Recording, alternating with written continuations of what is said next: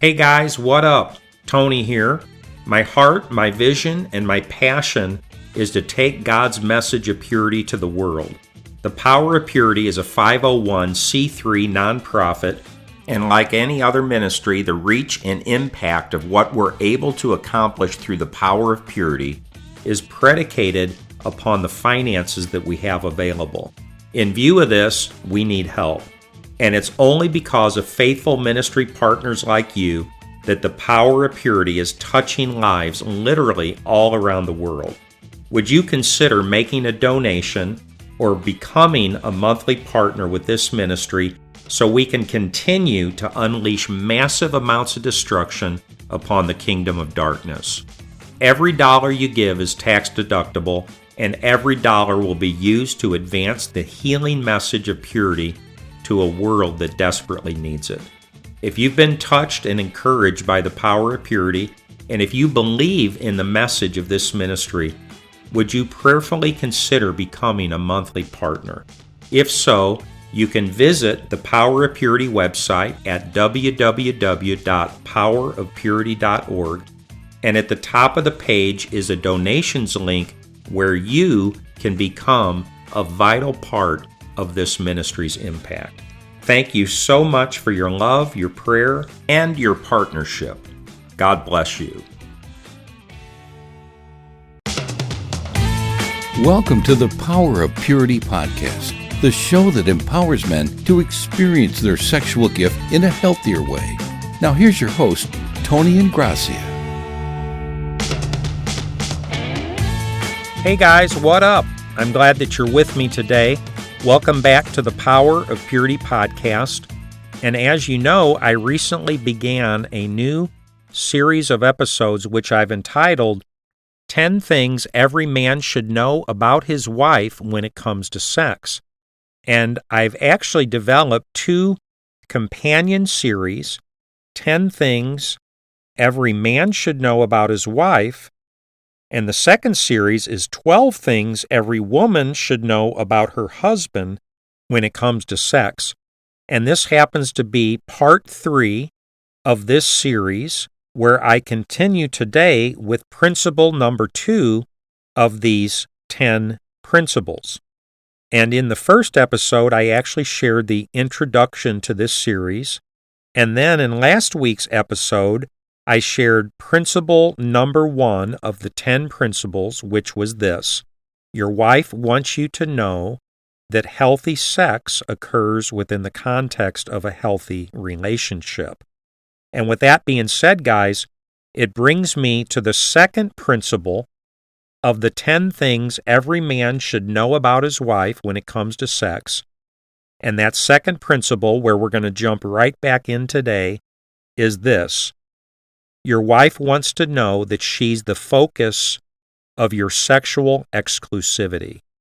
And guys, I just advocate that this concept of sexual exclusivity is at the very heart of the biblical teaching concerning human sexuality, and therefore is also the very heart of the message of the Power of Purity. Sexual exclusivity. Or said another way, God's will, plan, and design for human sexuality is that there should be a sexual exclusivity between one man and one woman for life. And there can be a lot of different ways to say this and to talk about it, but in the end, they all arrive at the same conclusion. And this means that a husband and a wife together pledge sexual exclusivity to one another, which means they will never, ever express their sexual gifts apart from one another in any way. And this means, therefore, that they alone are the subject of one another's sexual desire, interest, attention, focus, and expression. This means that I, as your husband, will never express my sexual gift apart from you as my wife in any way, and that you, as my wife, will never express your sexual gift apart from me as your husband in any way. And that means I'll never look at pornography apart from you. I'll not masturbate by myself apart from you. I will not lust after other people. I will not have an experience of phone sex or cyber sex or massage sex. I'll never go to a strip club. I'll never use a prostitute. I'll never have an affair. I'll never kiss another person or become emotionally involved with another person, because any and all of these things would be an expression of my sexual gift apart from you as my spouse. And therefore, my pledge is that I will never do any of these things, because you alone as my spouse are the sole subject of my sexual desire, interest, attention, and expression, or what I'm calling sexual exclusivity. And further, this concept of sexual exclusivity means that as your husband, my body belongs exclusively to you as my wife. This means that my eyes, my hands, my tongue, my mouth, my penis, my orgasm, my entire body in every way belongs exclusively to you as my wife, and I will only express my sexual gift, my sexual desire and passion, my orgasm exclusively with you as my wife. And it means that as my wife, your body belongs exclusively to me as your husband. And this means that your eyes, your hands, your tongue, your mouth, your breast, your vagina, your orgasm, your entire body in every way belongs exclusively to me as your husband, and you will only express your sexual gift, your sexual desire and passion, and your orgasm exclusively with me as your husband. This sexual exclusivity means that you, as my wife, are the only subject within the sexual frame of reference in my life. And by the way, this is what I'm referring to in session 11 of the Power of Purity video conference, which you can find at the Power of Purity website if you're interested, when I refer to the concept of what I call wife-size sex. And that's the name of that session, session 11 of the Power of Purity video conference, wife-size sex. Or said another way, if you're referring to a woman and the sexual frame of reference in her life, it's what we would call husband-size sex. And what this means is that as a man, the only thing that belongs in my sex box is my wife. That's the only expression of my sexual gift, and the only thing that belongs in your sex box, your sexual frame of reference as a woman, is your husband. So it's these ideas that are represented when we talk about this concept of sexual exclusivity. And it's this concept of sexual exclusivity that's at the heart of God's will and plan and design for human sexuality in general and for marriage specifically. And further, this concept of sexual exclusivity is very clear in the Bible itself. And although we can look at many different passages to affirm this principle, in the way of proof text to support this idea, I'll share just two that occur to me in the moment. And the first one is Exodus chapter 20, verse 14, which is only 5 words, and it says this: "You shall not commit adultery." So here it is, guys, within the context of the 10 commandments themselves, which are, in a way, a very concise review of God's will, plan, and design for humanity. And isn't it interesting that in the context of the 10 commandments and in the context of these 5 words, that God reveals so much of His plan for us regarding 2 very huge aspects and topics of our lives, which are marriage and sex. Exodus 20, verse 14, you shall not commit adultery. Or said another way, it's as though God is saying, look, you guys, it's my plan that you get married, because it says you shouldn't commit adultery, and we know adultery is when we have sex outside of marriage. So God's saying you should only have sex in your marriage. Don't commit adultery. Don't have sex outside your marriage. So God is affirming marriage as the context of sexuality, and He's saying don't take your sexual gift outside of your marriage. Or, said another way, sexual exclusivity. God doesn't want us to go outside of our marriage to experience sex. You shall not commit adultery. And the second proof text I would choose is a familiar scripture, Hebrews chapter 13, verse 4, which says, marriage should be honored by all, and the marriage bed kept pure, for God will judge the adulterer and all the sexually immoral. And again, isn't it interesting that quite clearly God is speaking to these same two important topics of our lives at the same time, which are marriage and sex. And quite clearly, God is saying that marriage is the context for sex. That's the way God set this thing up.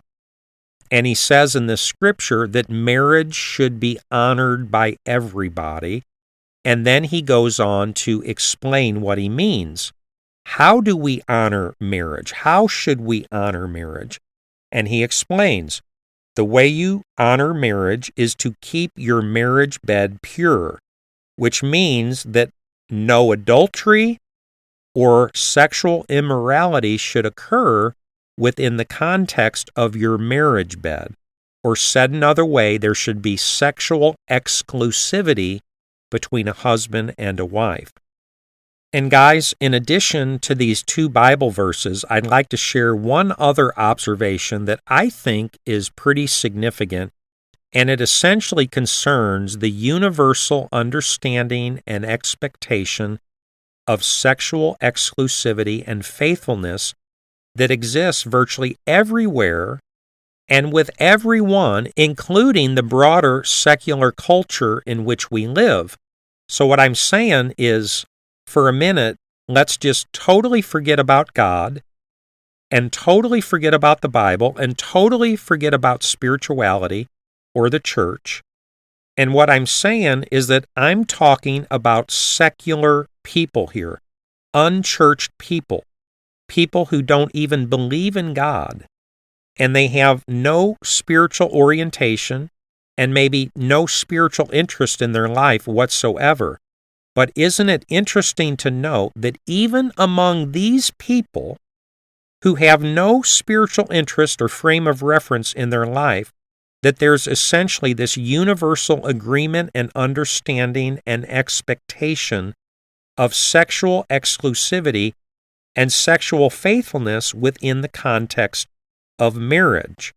Or said another way, virtually everybody essentially understands and expects that when we get married, our lives and our marriage will be defined by sexual exclusivity and sexual faithfulness, and that when and if this sexual exclusivity is violated in any way, such as by an affair, or even if one spouse catches another spouse secretly watching internet pornography, that in so many cases it's so harmful and destructive and hurtful and painful and causes trauma in the context of that marriage. And it's exceedingly harmful to the marriage. And that trust is broken. And therefore, most people respond in these situations with a high level of hurt and anger and confusion and disorientation and upset and disruption. So I just think it's interesting, you guys, that it's somehow written, I think, in a way within the DNA code of human beings that we all basically universally agree to this expectation of sexual exclusivity within the context of marriage. So I thought of this metaphor. I just thought about geese, and you know how it's somehow intuitively written in the DNA code of every goose to fly south in the winter. And somehow virtually every goose just intuitively knows, and they have this instinct to fly south in the winter. How do geese know that? It's like they don't have a school that they send geese to and they teach them, hey, in the wintertime we all fly south, and yet they just know that this is what they're supposed to do. So what I'm suggesting, you guys, that in much the same way, somehow it's almost like God has embedded within the DNA of the human heart that all human beings have this intuition concerning marriage and concerning sex, that sexual exclusivity and sexual faithfulness is the way that we're supposed to do this. And of course, as believers, we know that this is because of God Himself, because sex was God's idea.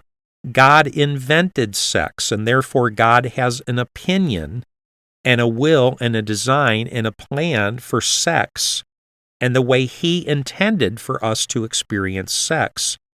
And God's design and plan has something to do with this idea of sexual exclusivity and sexual faithfulness in marriage. And therefore, it's as if this standard is just automatically imprinted in every human heart and soul.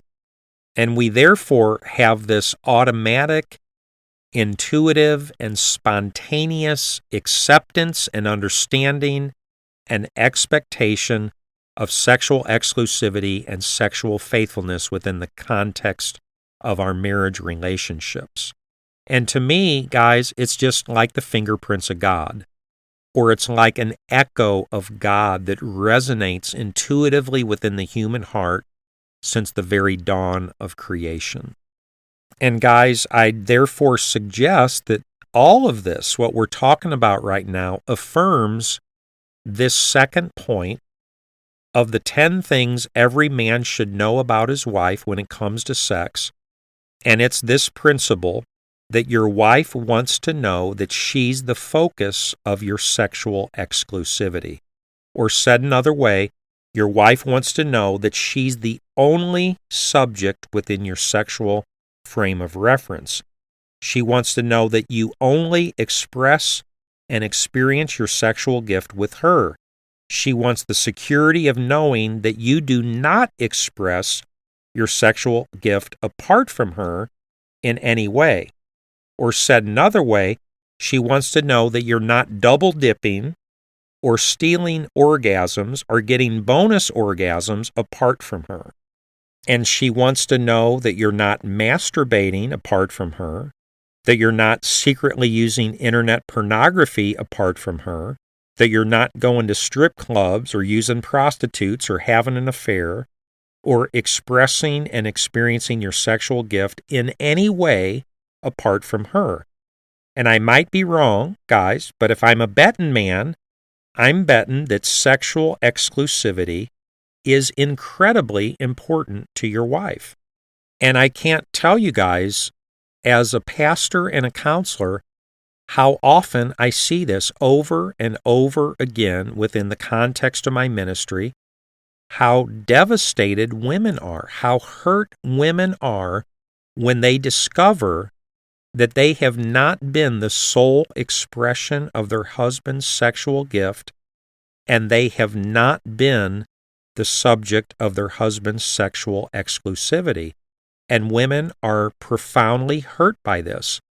And trust is broken, and it harms the relationship. It harms the marriage. It perpetrates severe damage when women find out that their husband has been expressing his sexual gift in some way apart from them.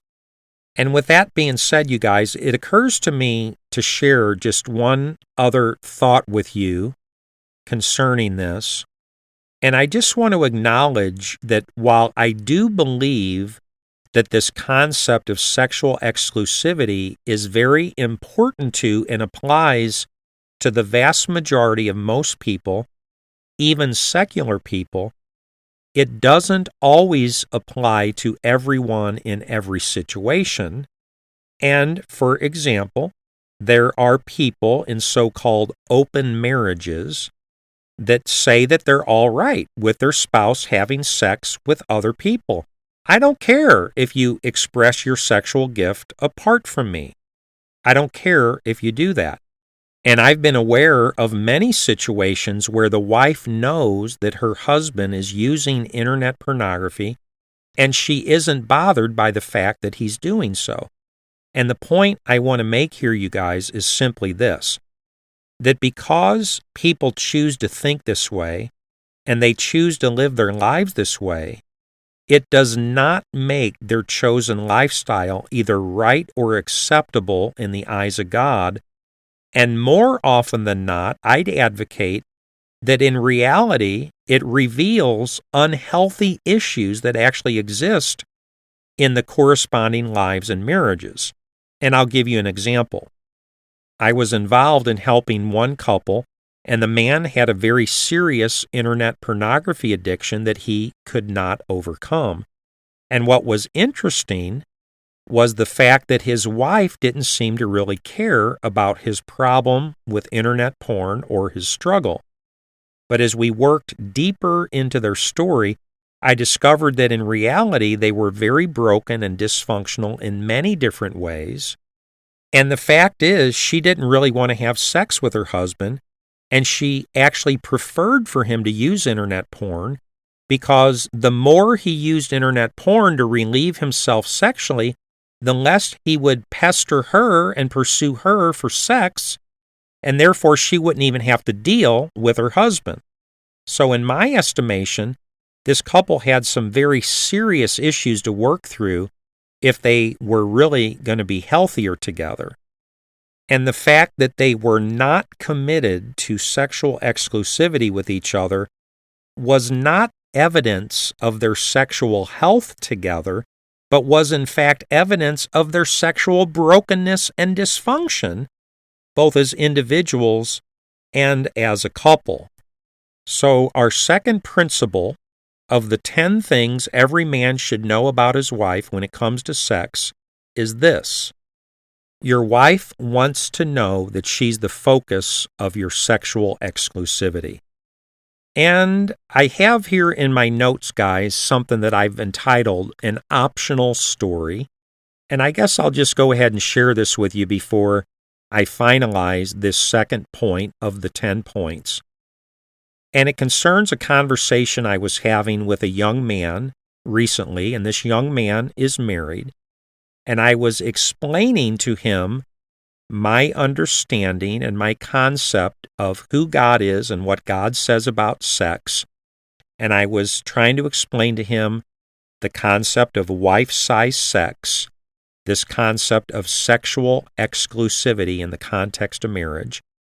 And as I was sharing this concept with him, and I shared with him that because of my belief in this and my commitment to this idea of sexual exclusivity, that I had not had an orgasm apart from my wife in over 18 years. And when I said that, he was obviously surprised. I think maybe more appropriate to say he was shocked. And he then told me in no uncertain terms that he thought that that was really weird, and that he didn't see anything wrong at all with masturbating by himself or treating himself to what I would call bonus orgasms when and if he needed to. And further, he said that he didn't think his wife would mind him doing this, even if she knew about it. And all I'm saying here, guys, is that I'm personally suspicious of this young man's assumption about his wife. And I'm wondering if that's the way she'd really feel about the situation if she was given the opportunity to make her thoughts and feelings known.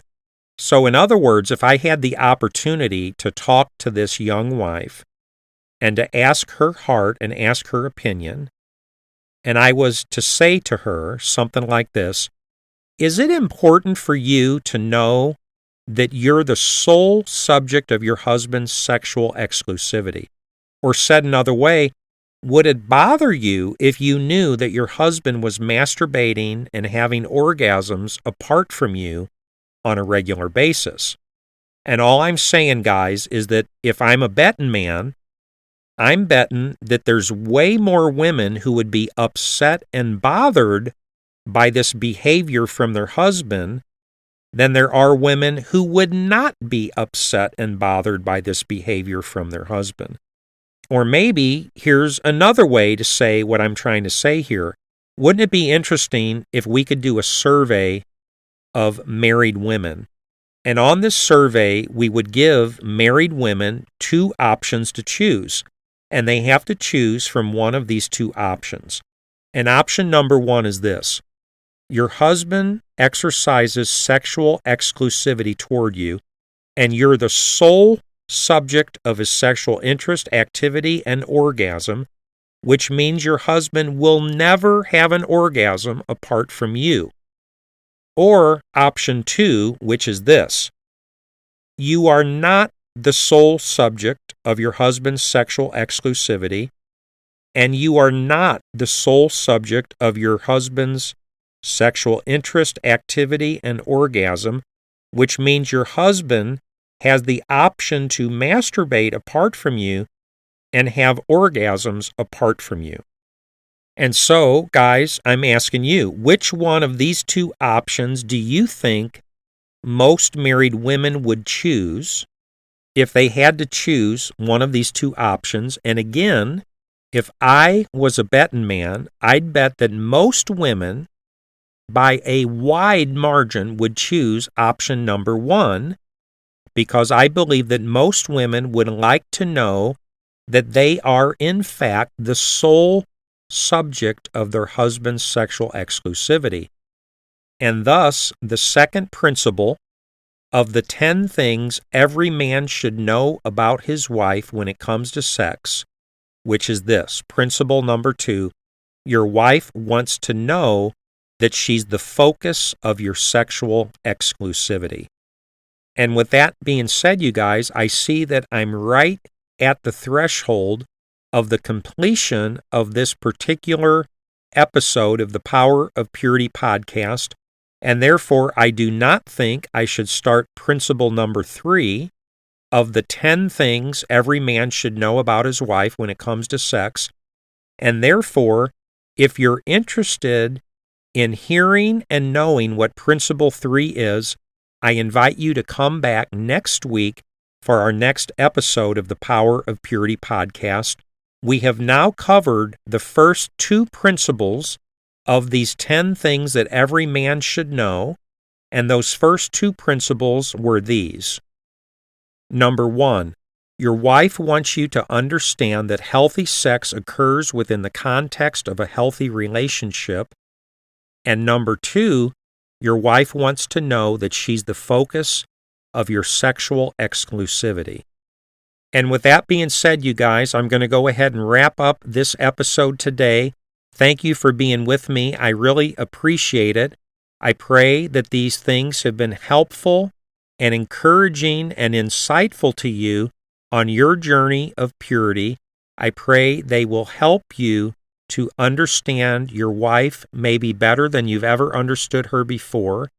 And I encourage you to come back next week where we will continue with Principle 3 in our next episode. And I'll look forward to seeing you guys then. In the meantime, God bless you. Have an awesome week. Have an awesome day. And be blessed by God as you continue to pursue your walk of purity. God bless you. Thanks for listening. Visit powerofpurity.org for more resources and information. And if this podcast has been helpful or encouraging, please invite a friend to listen. Until next time, remember, there's power in purity.